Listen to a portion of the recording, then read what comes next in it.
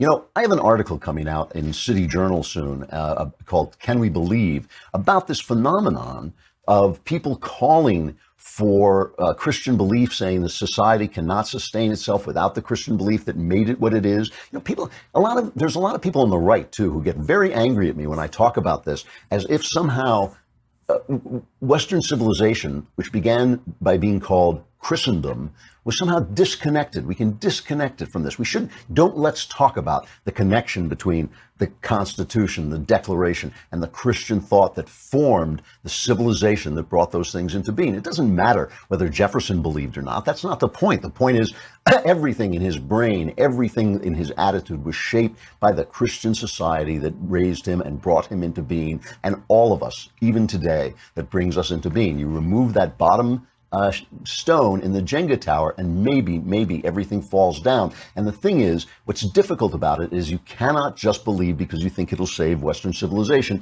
You can't believe because you think it'll be happier, make you happier. You can only believe if you believe. And there is a great movement, and has been for a long time, militating against that. And I get these letters from people who think they sound like they think they are at the pinnacle of human evolution by denying the existence of God, by denying the truth of Christianity. And I just don't think they've thought it through. I really do not. I mean, I was 49 when I was baptized. I spent a lot of time thinking about the various possibilities.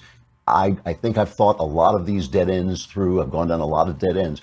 And I think I've talked about before the Enlightenment narrative, this narrative that started immediately with the Renaissance. At the very start of the Renaissance, they started talking about the Dark Ages, the Middle Ages. Remember, the people who lived in the Middle Ages didn't think they were in the middle of anything. They thought they were right at the edge of time, because they were, right? It became the Middle Ages during the Renaissance.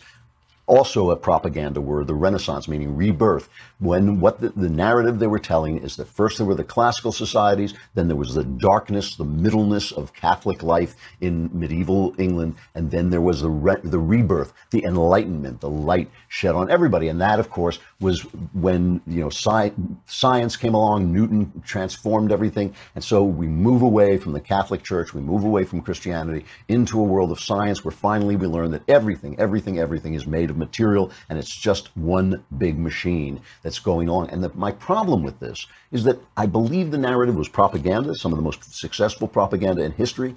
I believe it's obsolete, and I don't believe it made sense even then.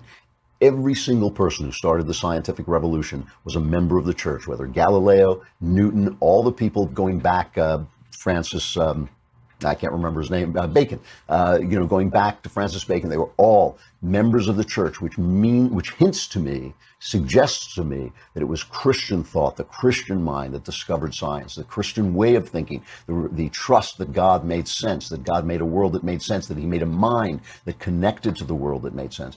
And the idea that the science would reveal a clockwork universe is itself obsolete. The quantum mechanics of the current day really gives a role to consciousness in creating reality, which leads me to think that, hey, maybe a consciousness created reality in the first place.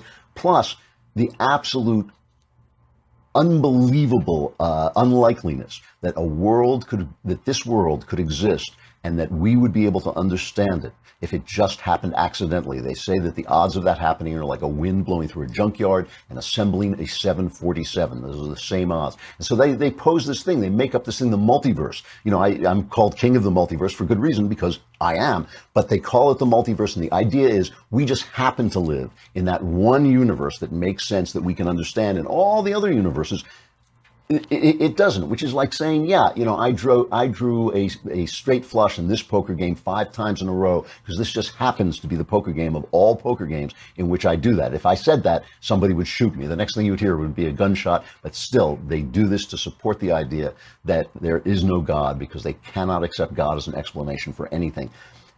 All I'm saying is, I believe in God because I believe it to be true. I believe in Christianity because I believe it to be true. When you see that church gutted, we all know what we were seeing. We all know we were seeing a symbol for a civilization that has lost that faith, and no civilization survives the death of its gods. No civilization has ever survived the death of its gods, and this one won't either.